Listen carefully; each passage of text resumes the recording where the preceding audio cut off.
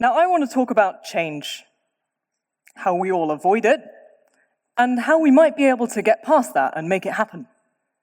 But first, I'm interested. Who here has a change they need to make in their lives and is currently pretending that it isn't necessary and hoping for the best? Just give me a wave. Hi, yeah, I see you. Now, this thing for me is my wisdom tooth. My dentist has been calling it an emergency for 2 years now. And am I ignoring that and hoping for the best? You bet I am. But I've experienced something recently that made me think really hard about change and the lengths we all go to avoid it. So come with me, and let's go rowing. I'd like you to imagine you're a sports person. A pretty niche sports person, but a sports person nonetheless. Since 2011, you've been sitting in rowing boats, feeling for small inefficiencies in the way they move, and working with the rowers to make these boats faster. That's the role of the coxswain.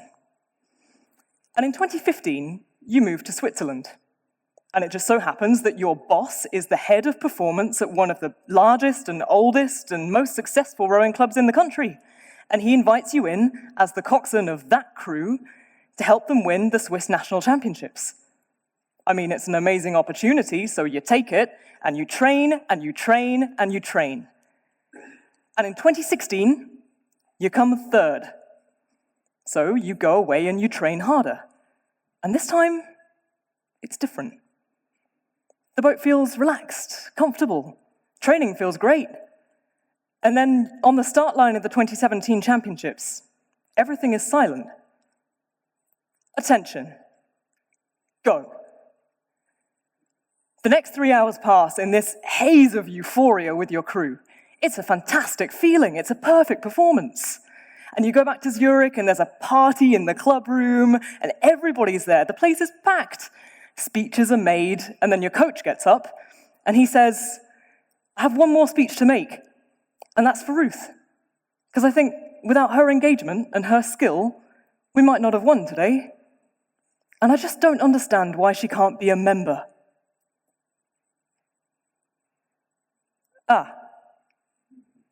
All attention turns to me. Now, I've been talking to him about this membership topic for a while now, but I didn't expect it to come up like this. There's some nervous laughter, and then, from the back, no, she can't. And from the balcony, no, this is a men's club. She's a woman. And there's more laughter, louder now, and nobody says or does anything, not even the crew. And then the speech is just awkwardly resumed, but on a different topic. Now, this was emotion like I've never experienced. Not even emotion, really, it was just total shock. I felt sick. And I stared at the floor, thinking, just breathe. Don't react. Don't cry. So let's just press pause there and zoom out. What just happened? We, as a club, were celebrating a victory.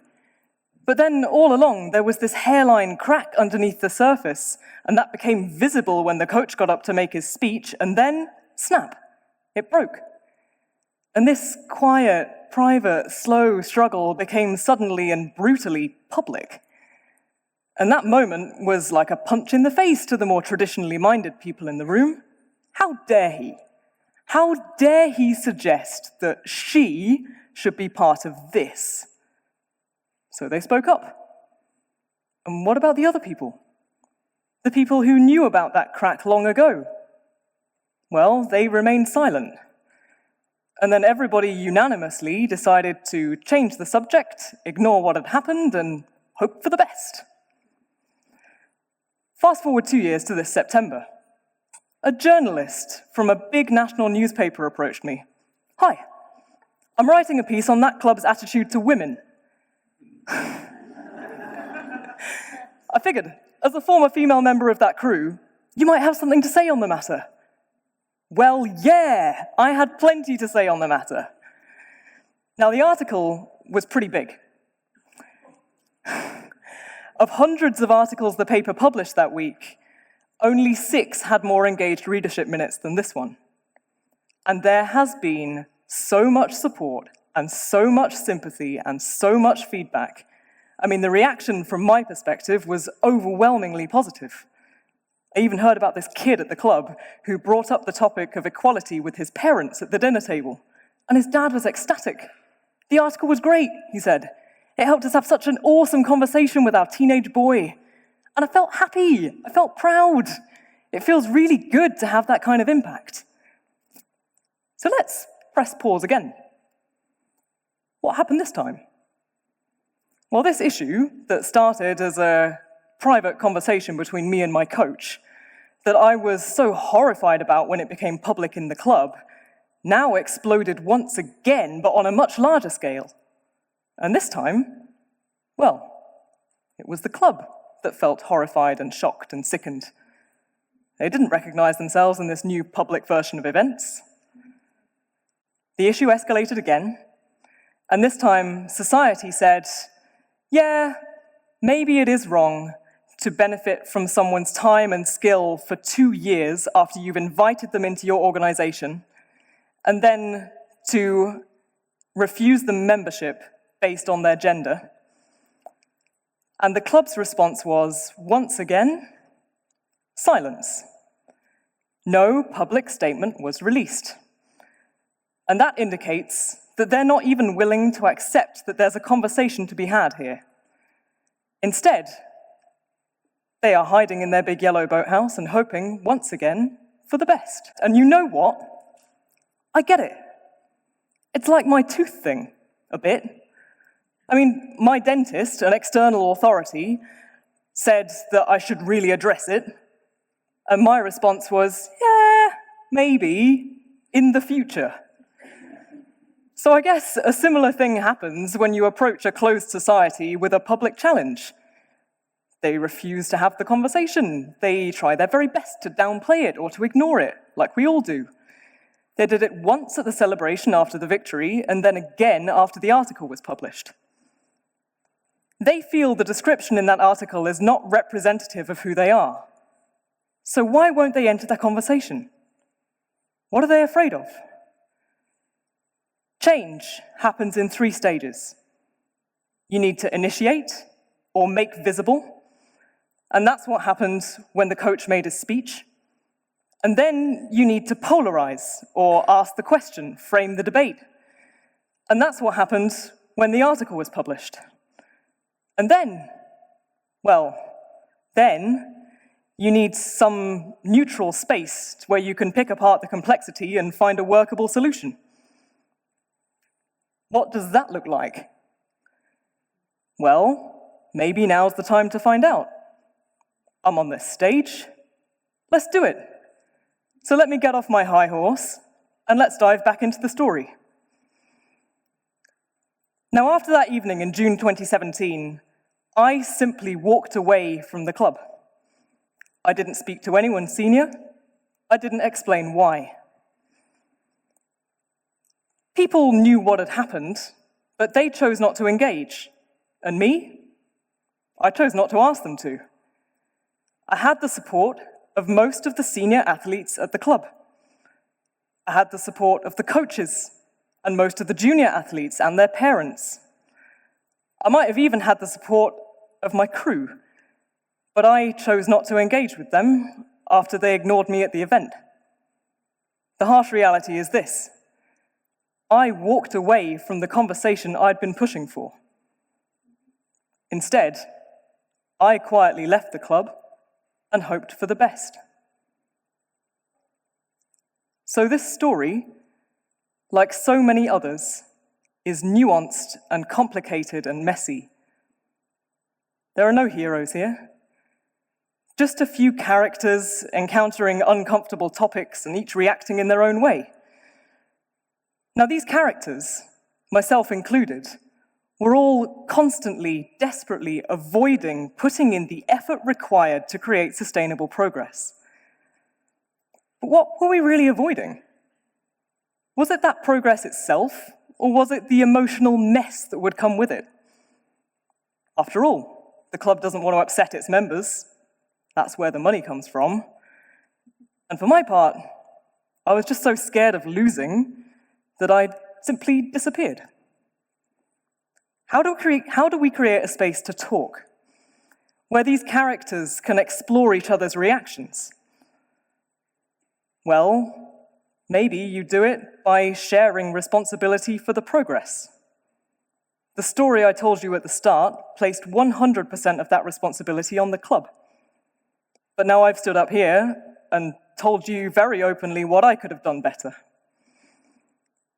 And what I've done there is I've created this soft, neutral space where we can start to look at the progress we might want to make and the small, gradual changes that could take us there. There are rituals in sport. If you want to win, it's a slow process of adaptation and improvement throughout the season. And at the end of each session, you stand in a circle, and your coach asks, "How did that feel?" And everyone talks. Everyone's honest. Everyone's open to making those small changes because they add up, and that's how you win. So instead of demanding progress, how about we just invite it in? Initiate, yes. Polarize, yes. And then understand and exchange. We need to talk about it. So let's try something now. Let's try out this recipe for progress live with the most important issue in town, my dental dilemma. I'm flippin' scared of getting that tooth out. Some people say it will be fine, but I think it's going to be a massive pain. But really, I'm kind of kidding myself if I try to pretend that this is a choice.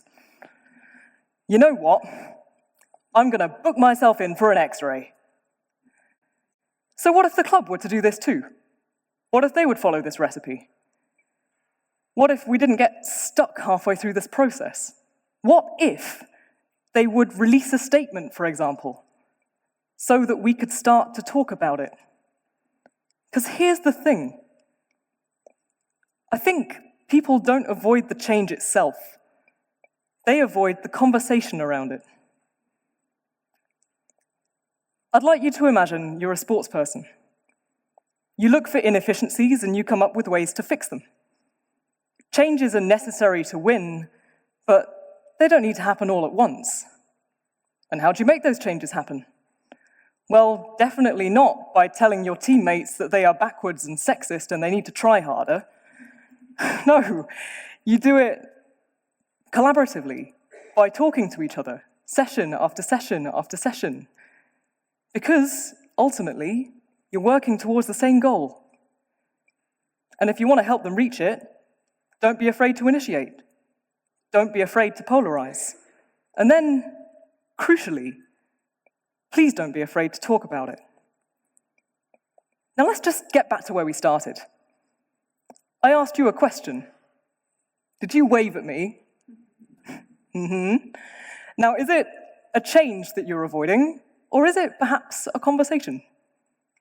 If it is, maybe there's a safe space where you can book a little appointment with yourself in to talk about it.